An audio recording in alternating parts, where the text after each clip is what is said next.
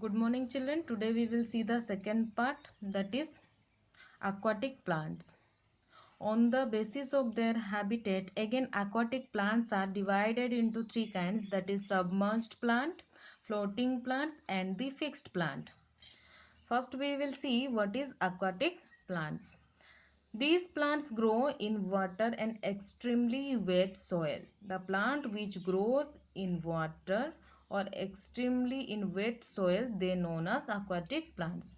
On the basis of their comparative degree of water requirements and habitats, they can be further classified into the three natural categories.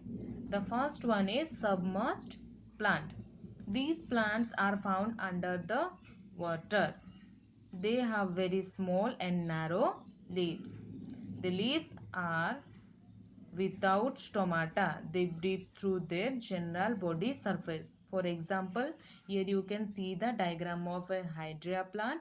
This is an example of a submerged plant. Now we'll see the next one, the floating plants. These plants floats freely on the surface of the water. Their stem is reduced and roots are poorly developed. Their leaves have a thin waxy block. The stomata, for example, trappa, water hyacinth and duckweed are the examples of floating plants. The next, the fixed plant. Such type of plants are half inside the water and half above the water. Their roots are fixed to the bed of the pond. Their stems are long and hollow, half of which outside the water. Both stems and leaves are spongy and lighted to keep the flowers float. For example, lotus and water tulip are fixed water plants. You can see here the diagram, both the flower and the leaves are floating on the surface of the water.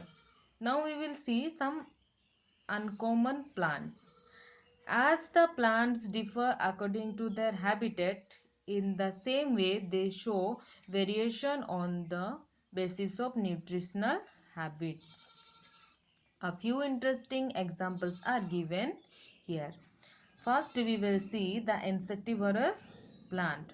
These plants can make their food themselves by the process of photosynthesis, but they fulfill their protein requirement for some small insect. They can prepare their food, but they fulfill the protein requirement from some insect. How they do that? For example, in a pitcher plant, the leaves become colorful and pitcher-like to attract and trap the insect. In a Venus flytrap plant, the leaf has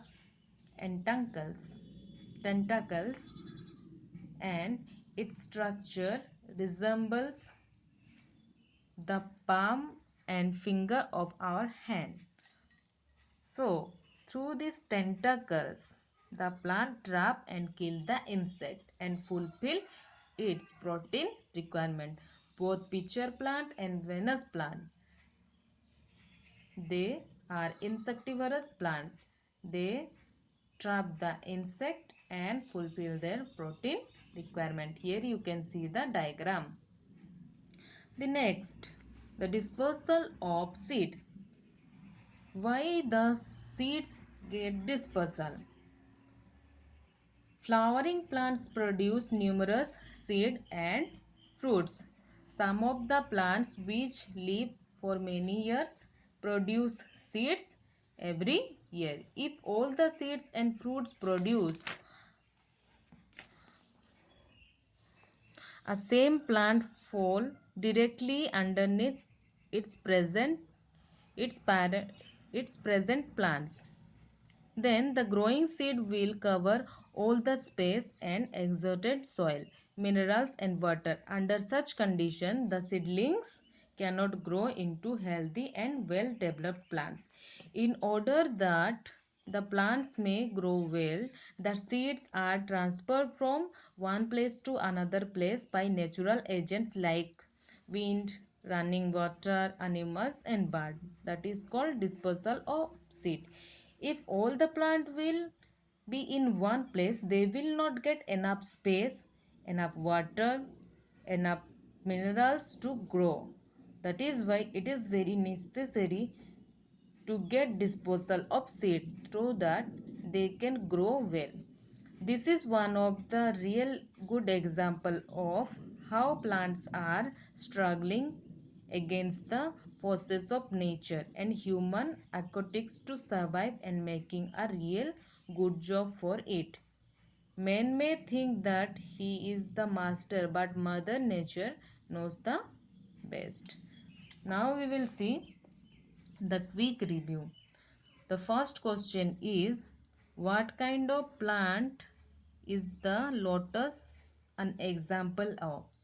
Lotus is an example of a fixed plant. What type of plants float freely on the surface of the water? Plant whose roots, stems and leaves have air spaces. They are lighter and spongy and they are floating on the surface of the water. Name two insectivorous plants. Two insectivorous plants are pitcher plant and Venus flytrap plant.